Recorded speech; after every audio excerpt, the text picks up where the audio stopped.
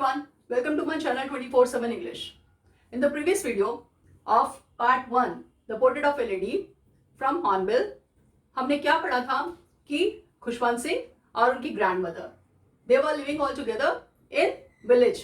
तो उनकी village life का सारा उनका बताया हुआ था कि how his grandmother used to help him in all his work.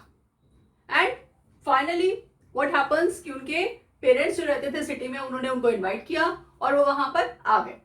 So now this is the second part of this lesson and now in this part we are going to complete this lesson. So without further ado let's start. Page number 4. As the years rolled by, we saw less of each other. For some time, she continued to wake me up and get me ready for the school. When I came back, she would ask me what the teacher had taught me. अब क्या बताया था उन्होंने? When they were living in village. So उसकी grandmother उसको लेके भी जाती थी स्कूल, उसके साथ वापस आती थी. Means all the time they were living all together and they were sharing all the feelings, all the thoughts, all the emotions with each other.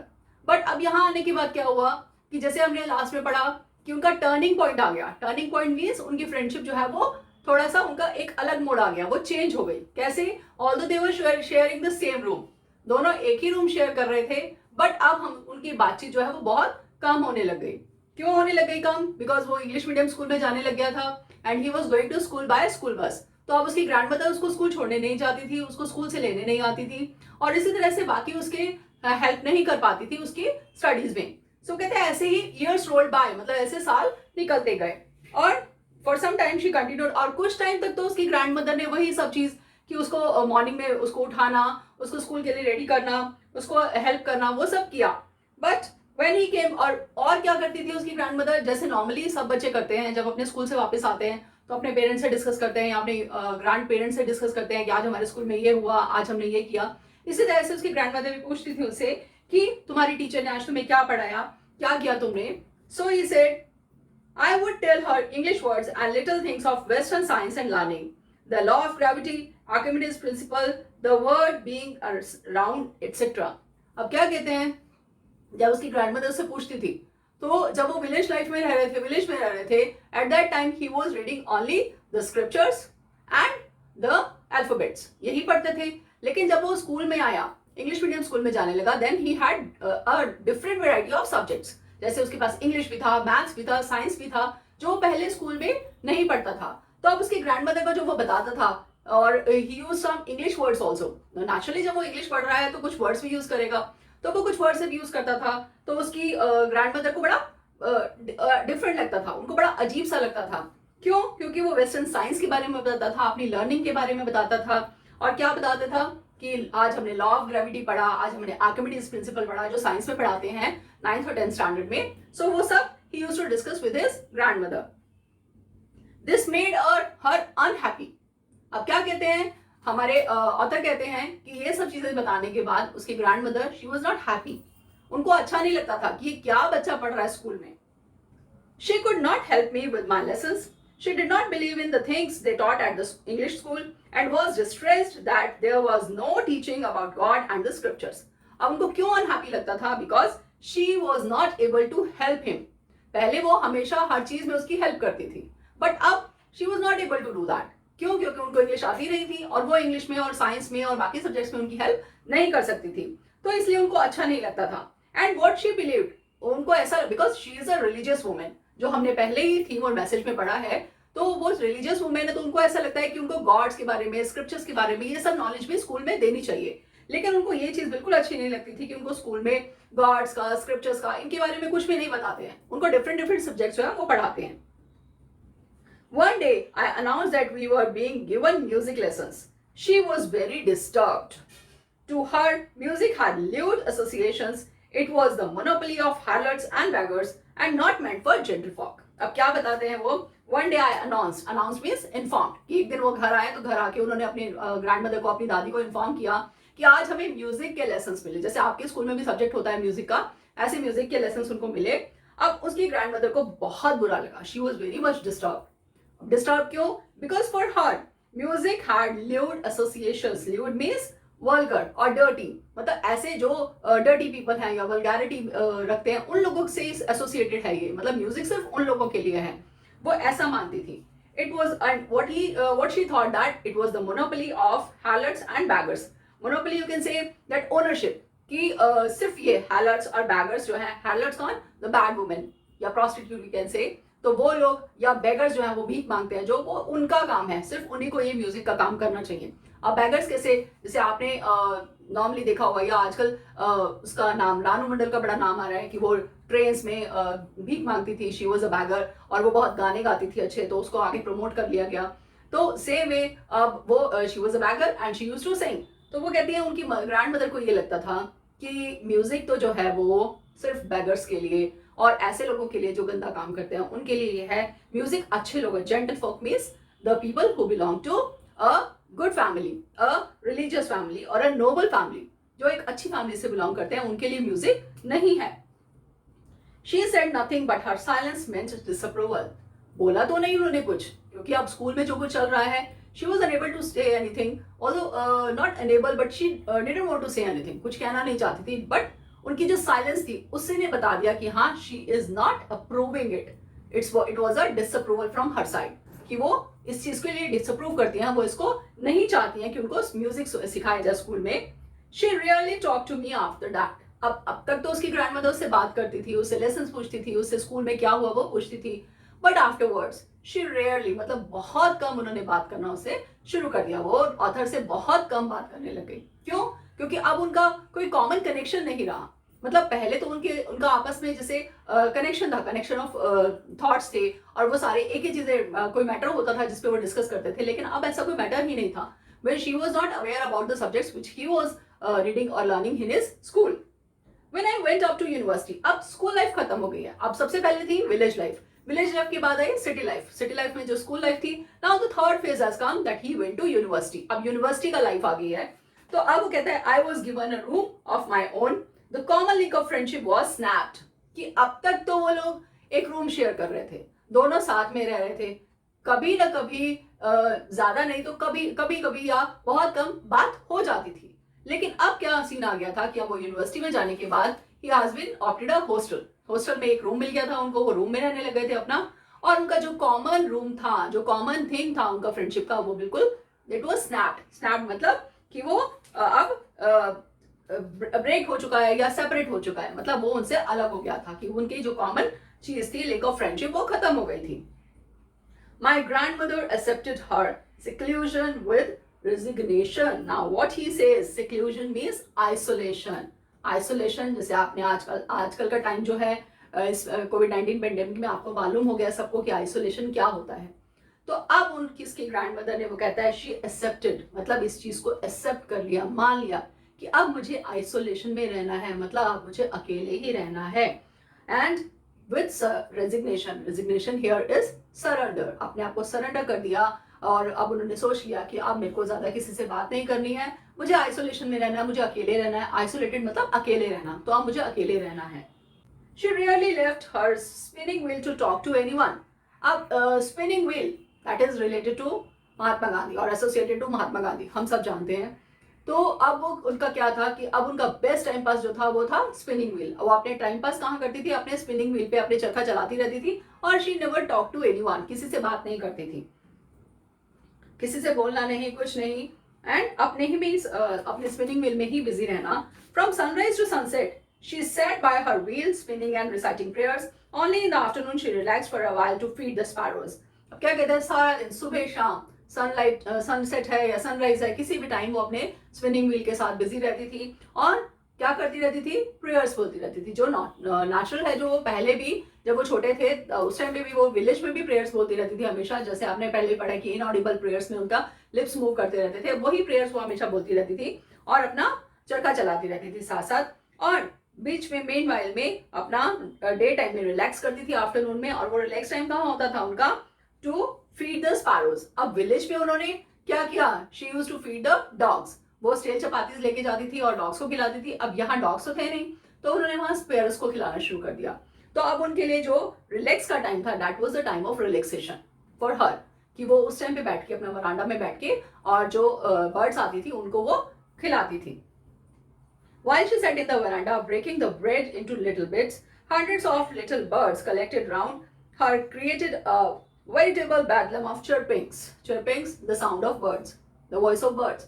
अब क्या कहते हैं कि जब वो वहां बैठती थी अपने वरांडा में और ब्रेड है या चपाती है उसको स्मॉल पार्ट्स में कट करके वो वहां पे स्पैरोस को या बर्ड्स को डाल देती थी और वो वहां क्या कहते हैं इतनी सारी बर्ड्स वहां पे आके कलेक्ट हो जाती थी that it created a veritable bedlam of chirpings. इतनी ज्यादा उन सबसे नॉइज हो जाती थी, कंफ्यूजन क्रिएट हो जाता था. Veritable means you can say veritable bedlam मतलब जैसे बहुत सारी नॉइज क्रिएट हो जाना, बहुत सारा कंफ्यूजन, जैसे बहुत सारे बर्ड्स अगर इकट्ठे कहीं बैठ जाएं और सब अपनी अपनी उसमें बोल रहे हैं, उनकी साउंड जो आ रही है, उनकी चिरपिंग की साउंड आ रही है, तो वो सबकी डिफरेंस कर जाती है और बड़ा शोर जैसे मच जाएगा. तो उस तरह से वहां हो जाता था उनके वरांडा में. Some came and perched on her legs. Perch means sit.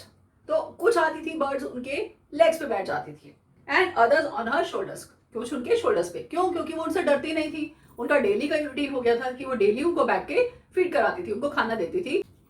सो अब वो बर्ड्स भी they also became befriend with her. अब उसकी फ्रेंड्स सॉर्ट ऑफ फ्रेंड हो गई थी, वो उसको जानने लग गई थी, तो वो उससे डरती नहीं थी. Some even sat on her head. She smiled but never shooed them away. It used to be the happiest half hour of the day for her. अब क्या कहती हैं, वो उनके सर पे बैठ जाती थी, पैरों पे बैठ जाती थी, शोल्डर पे बैठ जाती थी आके birds, but she never shoot them away. Shoot मतलब जैसे कि आप एनिमल को या बर्ड्स को उड़ाने के लिए या भगाने के लिए यू से नॉर्मली से शू, जस्ट गो अवे, शू. तो इस वजह से वो कभी किसी को नहीं भगाती थी. एंड वो उनका that was the happiest half hour, मतलब हाफ एन आवर के लिए, आधे घंटे के लिए वो उस टाइम रिलैक्स करती थी वहां पे बैठ के. And that was the happiest time of her day, मतलब पूरे दिन में एक हैप्पीएस्ट टाइम था. हैप्पीएस्ट टाइम क्या कह सकते हैं आप, जैसे अगर बच्चों की लाइफ में हम देखें तो उनका होगा कि आपका प्लेइंग टाइम जो है वो हैप्पीएस्ट टाइम होगा, या वॉचिंग द मूवी या वॉचिंग टीवी, इस तरह का हैप्पीएस्ट टाइम होगा. तो वो उस टाइम पूरे दिन में उसकी वेट करते हैं उस टाइम की. So same way this was the happiest time in her day. When I decided to go abroad for further studies, I was sure my grandmother would be upset. I would be away for 5 years, and at her age, one could never tell. Now, what he says, Khushwant Singh says that when after completing his education from the university, he decided to go abroad for further studies. और higher studies करने के लिए उन्होंने abroad यानी foreign country में जाने का decide किया. और उन्हें लगा वो 5 years के लिए जा रहे हैं, तो उनकी ग्रैंडमदर जो है शी वुड बी अपसेट, वो बहुत दुखी हो जाएंगी. अपसेट मीन्स सैड, तो बहुत दुखी हो जाएंगी. And at her age one could never tell, और इस एज में हो सकता है कि वो ना भी किसी को अपनी फीलिंग्स बताएं. वो तो नेचुरल पहले से भी नहीं बताती थी वो अपनी फीलिंग्स को, बहुत कंट्रोल रखती थी, तो वो पहले भी नहीं बताती थी. वो कहते ना बताएं, but my grand mother could, लेकिन वो ऐसी मतलब, और उन्होंने सोचा कि हम अपनी ये सब बातें उनको ना बताएं क्योंकि उनको दुख लगेगा कि वो जो है 5 years के लिए बाहर जा रहे हैं. बट उन्होंने ऐसा नहीं किया, उन्होंने उसको बताया. लेकिन उसकी ग्रैंडमदर को ऐसा कोई उसने कुछ रिएक्ट ही नहीं किया उसकी ग्रैंडमदर ने. She was not even sentimental. Now he says that she was not sentimental. Sentimental mixed feelings. उनको कोई sentiments नहीं थे. मतलब एक तरह से आप कह सकते हैं कि वो बिल्कुल अपना अलग हो गई थी हर चीजों से. तो उन्होंने कोई रिएक्ट नहीं किया. She came to leave me at the railway station but did not talk or show any emotion. Her lips moved in prayer. Her mind was lost in prayer. Her fingers were busy telling the beads of her rosary. Rosary, as I've told you, तो rosary उनका continuous काम क्या था, rosary के beats count करते रहना, prayers बोलते रहना, ये सब उन्होंने एक मोनोटोनस वे में उनका काम था, उन्होंने करते रहना है. तो वो कहते हैं वो रेलवे स्टेशन भी उनको छोड़ने के लिए आई. तो अब रेलवे स्टेशन छोड़ने के लिए आई, लेकिन किसी से कोई बात नहीं करी, कोई अपनी इमोशंस नहीं शो करे, कुछ नहीं बोली वो. And her lips were she was busy in prayers and moving her rosary, the beads of the rosary. Silently she kissed my forehead, and when I left, I cherished the moist imprint as perhaps the last sign of physical contact between us. Silently, चुपचाप उसकी grandmother उसके पास आती हैं, उसकी forehead पे किस करती हैं, उसको एक you can say that she was giving the blessings of her to him. एंड वो उसको क्या लगता है, उनका खुशवंत सिंह को क्या लगता है, उनको ऐसा लगता है जैसे it was the last time. मतलब आई चेरिश, मतलब उसको ऐसा लगता है जो उसके फोरहेड पे जो मॉइस्ट इंप्रेशन उनके लिप्स के जो आए हैं, मॉइस्ट मीन्स थोड़ा moist is the opposite of dry. तो मॉइस्ट इंप्रेशन जो उनके आए, इम्प्रिंट्स जो आए हैं, वो ऐसा लगता है जैसे शायद ये लास्ट इम्प्रिंट्स हैं. हो सकता है कि 5 years के बाद जब वो वापस आए तो अपनी ग्रैंडमदर से ना मिल पाए, because as he himself is saying that she was very old. वो खुद बता रहे हैं शुरू से कि वो बहुत ज्यादा ओल्ड थी और 20 years से ऐसा देखते आ रहे हैं. मतलब जब उन्होंने ये लिखी है स्टोरी तो at that time he was 20. तो 20 years का वो अपने आप को मान के चल रहे हैं और वो ये कह रहे हैं कि 20 years से वो अपनी ग्रैंडमदर को ऐसा ही देखते आ रहे हैं. तो उन्हें लगा कि शायद हो सकता है 5 years के बाद मे बी वो ना रहें। तो ये उनका लास्ट कॉन्टैक्ट होगा आपस में एक दूसरे से मिलना। But that was not so. After 5 years, I came back home and was met by her at the station. She did not look a day older. She still had no time for words, and while she clasped me in her arms, I could hear her reciting her prayers. अब फिर क्या कहते हैं, ऐसा नहीं हुआ। 5 years के बाद when he came back, जब वो वापस आते हैं तो उनकी ग्रैंड मदर उनको रिसीव करने के लिए रेलवे स्टेशन उनके पेरेंट्स के साथ जाती हैं और वो फिर वही कह रहे हैं, she did not look a day older, एक दिन भी ओल्ड नहीं लग रही थी। बिल्कुल ऐसा लग रहा था जैसे 5 years पहले जैसे छोड़ के गए हैं ग्रैंड मदर, अभी भी वैसी ही हैं। एंड अभी भी उनके पास बातें करने के लिए कोई टाइम नहीं था। And she class means grab करना, जब उन्होंने उसको ग्रैब किया या क्लास किया या उसको पकड़ा या आप कह सकते हैं हक किया, तो उस टाइम पे वो तब भी प्रेयर्स ही बोल रही थी। तो उनकी प्रेयर्स जो है उनको सुनाई दे रही थी that yes she was busy in her prayers. Even on the first day of my arrival, her happiest moments were with her sparrows, whom she fed longer and with frivolous rebukes. Now what he says कि although वो आ गए थे, जो writer हैं हमारे author हैं खुशवंत सिंह, वो 5 years के बाद वहां से आए थे बाहर से और उन्हें लगा था शायद उनकी दादी जो है वो अब उनके साथ बैठेंगी, बात करेंगी, कुछ शेयर करेंगी, बट ऐसा कुछ भी नहीं हुआ। अभी भी उनकी दादी जो है वो कहाँ बिजी थी। For her the happiest moment was feeding the sparrows, वो अपने स्पैरोज के साथ बिजी थी। एंड शी फेड लॉन्गर, जिनको बहुत देर तक वो खिलाती रहती थी खाना, with frivolous रिब्यूक्स। Frivolous means not serious, मतलब सीरियसली नहीं बोलना कि ऐसे मन से नहीं बोला, बस ऐसे ऊपर से। And rebukes means to scold someone, किसी को डांटना या गाली देना जैसे आप कह सकते हैं। तो लेकिन अपने मन से नहीं, इस तरह से, मतलब मजाक में एक तरह से वो उनको कुछ ना कुछ बोलती रहती थी बर्ड्स को। In the evening, a change came over her.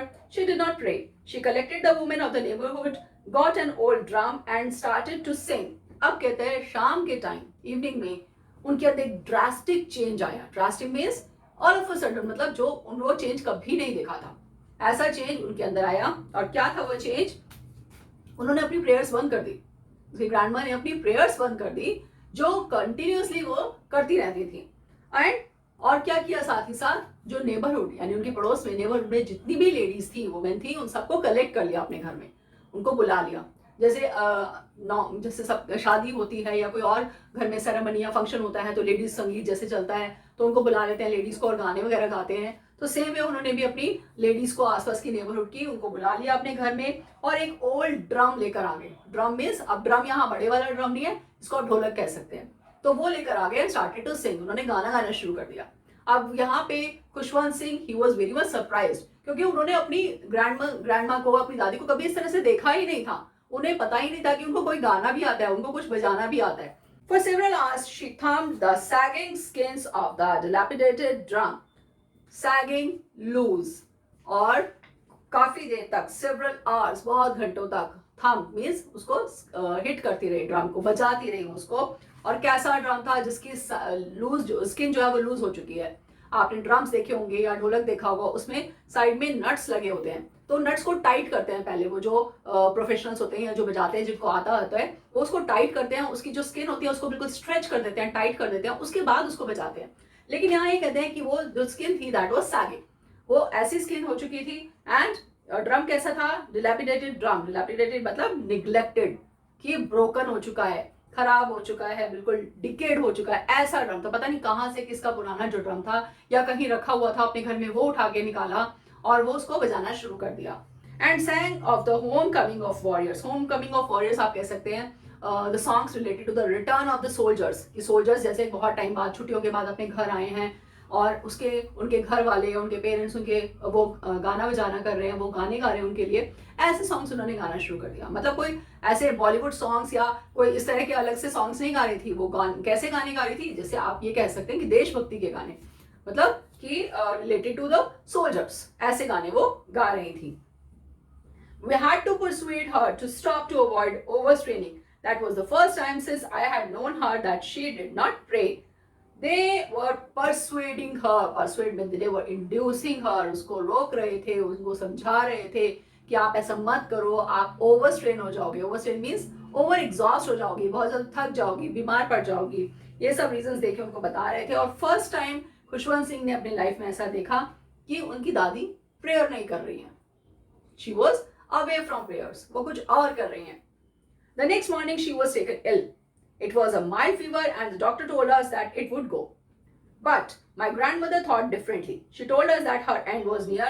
She said that since only a few hours before the close of the last chapter of her life she had omitted to pray, she was not going to waste any more time talking to us. अब next day morning में क्या होता है, अब बहुत overstrain कर लिया, घर वाले समझा भी रहे थे लेकिन वो नहीं मानी। वो इतनी ज़्यादा खुश थी कि उन्होंने अपनी फीलिंग्स को एक्सप्रेस किया। First time she express her feelings. अब उसके बाद क्या होता है कि ओवर स्ट्रेनिंग की वजह से, एग्जॉस्ट होने की वजह से शी फेल इल, बीमार हो जाती हैं। डॉक्टर को बुलाते हैं, डॉक्टर कहता है माइल्ड फीवर है, हल्का सा फीवर है, चला जाएगा। बट उसकी जो ग्रैंड मदर है, शी थॉट डिफरेंटली, वो कुछ अलग ही सोच रही हैं। वो क्या सोच रही हैं, उनको ऐसा लग रहा है जैसे उनका एंड जो है वो अब नियर है, बस अब वो मरने वाली हैं।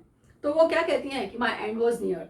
एंड और क्या कहती हैं साथ में, since only a few hours before the, अब मेरा लाइफ का जो चैप्टर है, मेन लास्ट चैप्टर, वो कंप्लीट होने वाला है, क्लोज होने वाला है, खत्म होने वाला है। और उससे पहले मैंने, she had omitted to pray, omitted means stopped, कि उन्होंने प्रेयर्स करना स्टॉप कर दिया, इसलिए ये सब ऐसा हो रहा है। मतलब वो उसको रिलेट कर रही है सिचुएशन को। And she was not going to waste any more time talking to us. और अब वो किसी से भी बात करके अपना टाइम वेस्ट नहीं करना चाहती हैं। जो टाइम वेस्ट करना था वो ऑलरेडी कर चुकी हैं। And now she want to pray, that's it. Now she don't want to talk to anybody. We protested मतलब कि अगेंस्ट बोलना कुछ इसके कि नहीं नहीं ऐसा नहीं है, आप नहीं मरने वाली हो, आपको कुछ नहीं होगा, डॉक्टर ने ऐसा बोला कि आप ठीक हो जाओगी। But she ignored our protest. She lay peacefully in bed praying and telling her beads. Even before we could suspect, her lips stopped moving and the rosary fell from her lifeless fingers. अब क्या होता है, अब वो कह रहे हैं कि नहीं आपके साथ ऐसा कुछ नहीं होगा, लेकिन वो नहीं मानती, वो किसी से कोई बात नहीं करती। And she was busy in her prayer, और अपनी रोजरी को, अपनी माला को, वो उसके बीट्स को काउंट कर रही हैं, उनको जप रही हैं। सडनली क्या होता है, अभी वो कुछ समझ पाते, इससे पहले वो क्या नोटिस करते हैं कि हर लिप्स स्टॉप्ड मूविंग, उनके लिप्स जो हैं, जो इनऑडिबल प्रेयर्स में मूव करते रहते थे सारा टाइम, सडनली वो स्टॉप हो जाते हैं, वो बोलना बंद कर देती हैं, उनके मूव नहीं कर रहे हैं lips. And the rosary fell from her lifeless fingers, उनके फिंगर्स से रोजरी जो है वो नीचे गिर जाती है। Now he is saying lifeless fingers means now she is not alive. A peaceful pallor spread on her face and we knew that she was dead. अब फेस पे बिल्कुल एकदम शांति है, मतलब वैसे तो बताया है कि डल फेस हो चुका है, पेल हो चुका है, तो उनके इस डल फेस के ऊपर एकदम शांति छा जाती है और वो समझ जाते हैं कि yes she is not alive, but she is no more now, she is dead. We lifted her off the bed and, as is customary, laid her on the ground and covered her with a red shroud.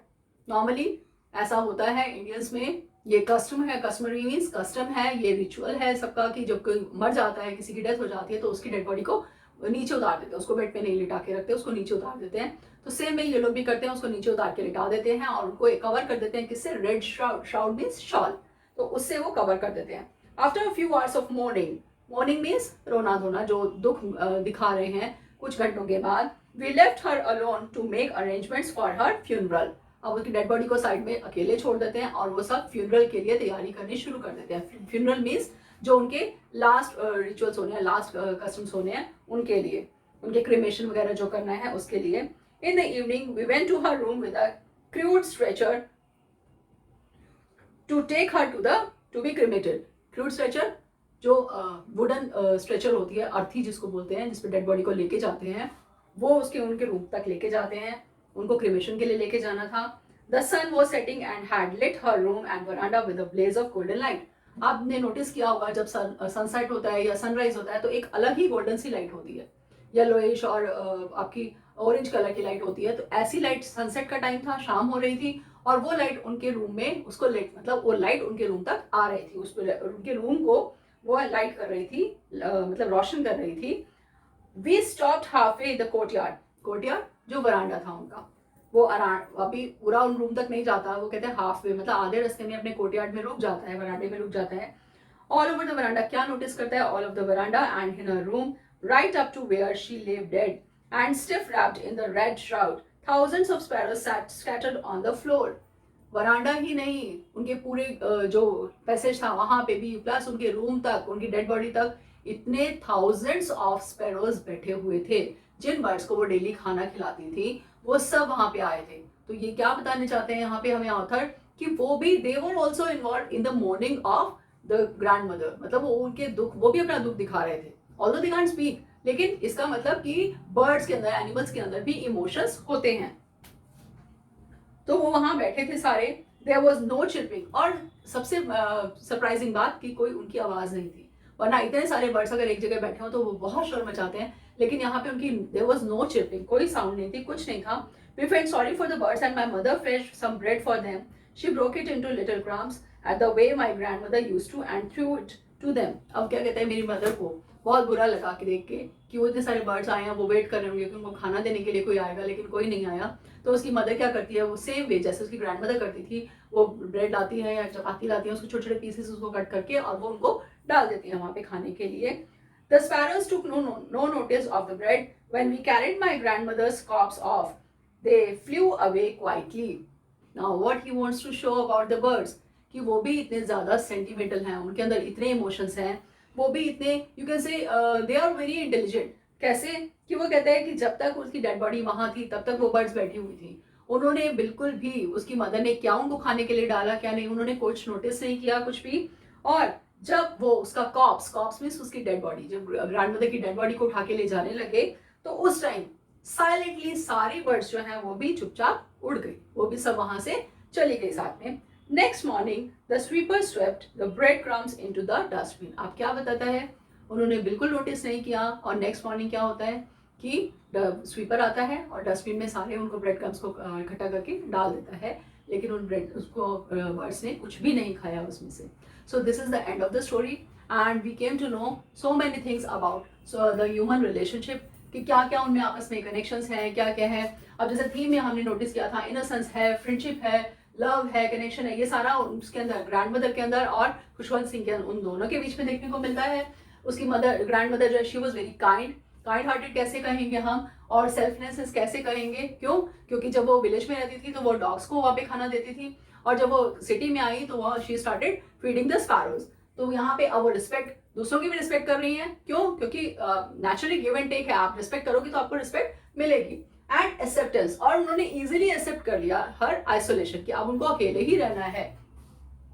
Loves is grandmother, ये सब हमने discuss कर लिया, और उनका जो relationship था वो सब हमने डिस्कस कर लिया। And now the main thing is here कि वो इसकी लाइफ के 3 फेजेस हैं। अब वो 3 फेजेस मेन क्या हैं, जो मोस्ट इंपॉर्टेंट थिंग है, first phase is his village life. Village life में दोनों किस तरह से रहते हैं, कैसे उसकी ग्रैंडमदर उसकी हेल्प करती हैं हर काम में, सब कुछ वो अपना आपस में शेयर करते हैं, सारे बातें शेयर करते हैं, सब कुछ, वो life.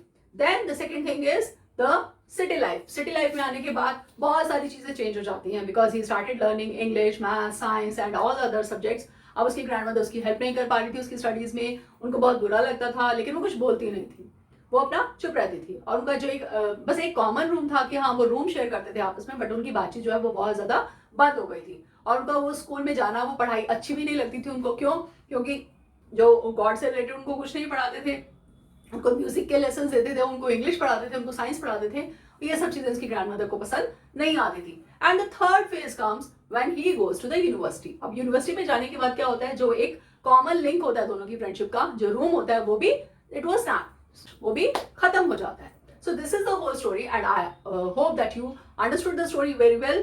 I hope you found this video informative as well as interesting also, and easy to understand everything. So I want you to like the video and share among your friends, and further comment in the comment section, as well as subscribe the video. I have provided the important question answers in the link given in the description box, so you can go through the description box, you can check the link, and you can note down the important question answers.